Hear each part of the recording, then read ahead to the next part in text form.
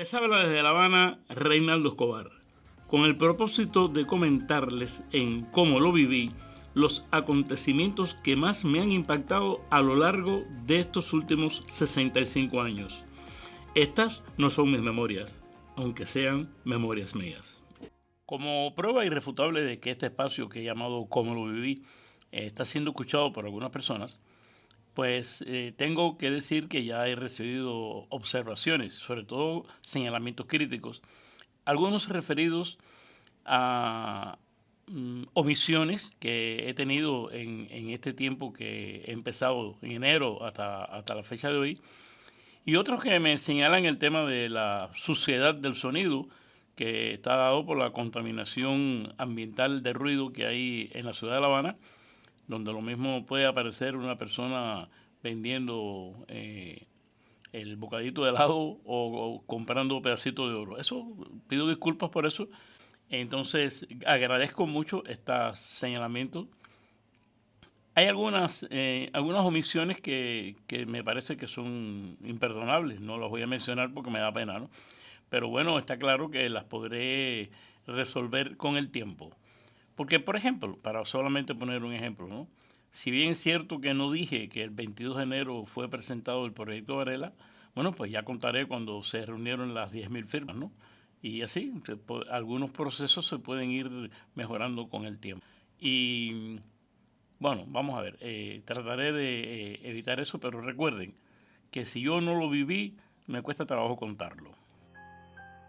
Ya casi terminando la segunda semana de febrero de 1960, el Ministerio de Recuperación de Bienes Malversados estableció una resolución mediante la cual se confiscaba la propiedad a todo aquel que se exiliara. Todas las propiedades a todos los que se exiliaran, así como lo están oyendo. Y esto no tenía nada que ver con lo que en un principio le correspondía al Ministerio de Recuperación de Bienes Malversados, que era trabajar sobre aquellos bienes que habían sido malversados por los personajes que trabajaban en el gobierno de la dictadura de Batista. Ya no conforme con eso, con haber confiscado a todo el que había tenido que ver con el gobierno, pues a partir de este momento todo el que se exiliara pues tenía que saber que iba a perder todas sus propiedades, no solamente las industrias o las empresas que poseyera, sino su casa particular, sus automóviles, sus joyas, todo lo perdía. Esto trazó una separación muy fuerte entre los cubanos de la isla y los que se marchaban. En esta segunda semana de febrero de 1986, en una sesión diferida, se clausuró el tercer Congreso del Partido Comunista.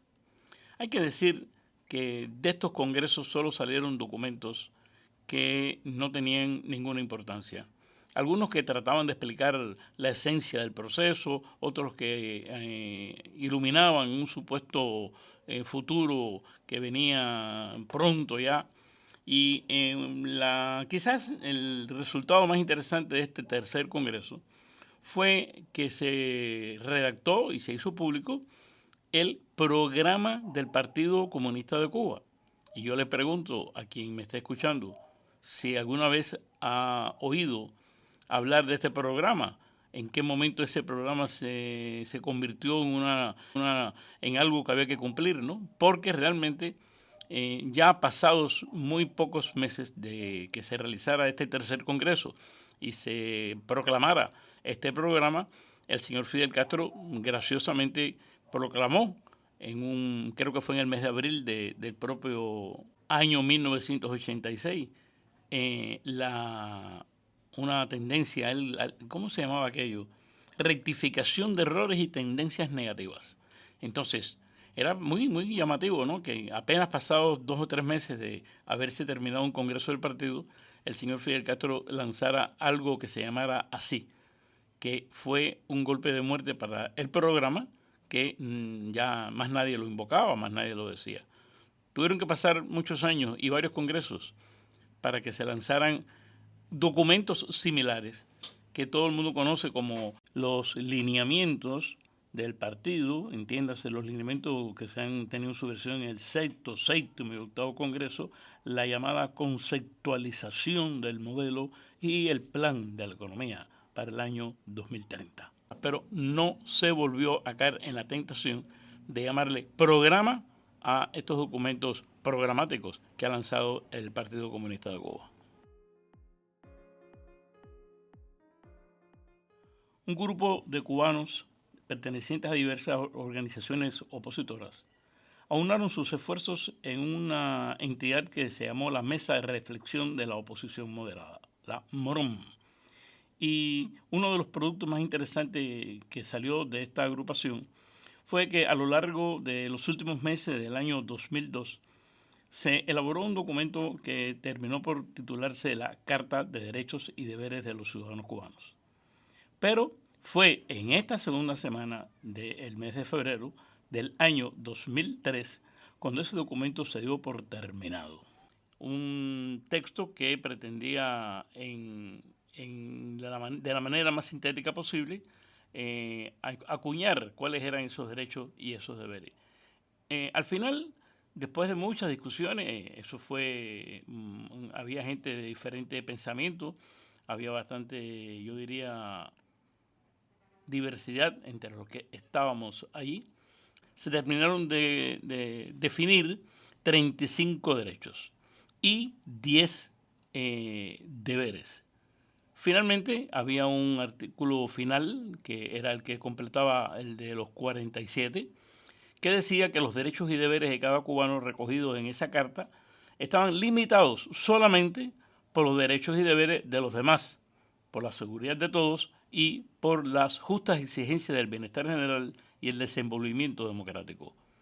Fue un ejercicio muy, muy bonito, muy interesante, donde aprendimos mucho. Y recuerdo que una de las grandes discusiones que tuvimos entre nosotros y con otros cubanos a los que le consultamos el asunto era ni más ni menos que el primer artículo de la Carta, que establecía que todo cubano tiene derecho a la vida, que ningún cubano podrá ser condenado a la pena de muerte ni ejecutado. Recuerdo que algunas personas querían la pena de muerte porque siempre estaban preocupados, porque decía un señor de unos 60 años, un hombre instruido además, en una de estas discusiones, argumentaba de que él quería que si su hijo fuera asesinado por alguien, pues que esa persona cumpliera con la pena de muerte. Y la respuesta correcta para esa inquietud le preguntamos, bueno, ¿y si es tu hijo el que asesina a alguien, tú crees que se le debe aplicar la pena de muerte? Y fue una discusión muy, muy fuerte, ¿no? Porque, y sobre todo el respeto que hubo entre todos nosotros a la hora de establecer eso. Lamentablemente, ese documento solo quedó en un anteproyecto, porque después vino una cosa que ya comentaremos próximamente, la Primavera Negra, y toda la estructura que estaba prevista para colocar este documento en discusión de la población y hacerlo y proclamarlo como es debido, pues se quedó en ese intento.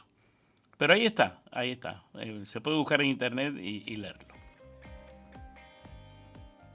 Bueno, no quiero despedirme sin antes volver a agradecerle a las personas que escucharon mis anteriores programas y han tenido la gentileza de darme sus opiniones, sobre todo las críticas. Los aplausos me encantan, como todo el mundo, pero las críticas las agradezco muchísimo. El próximo viernes 16 de febrero recordaré cómo fue que Fidel Castro se hizo con el cargo de primer ministro y les contaré cómo viví el referendo constitucional de 1976. Así me despido, esperando encontrarme con ustedes aquí en Como lo viví cada viernes de este 2024.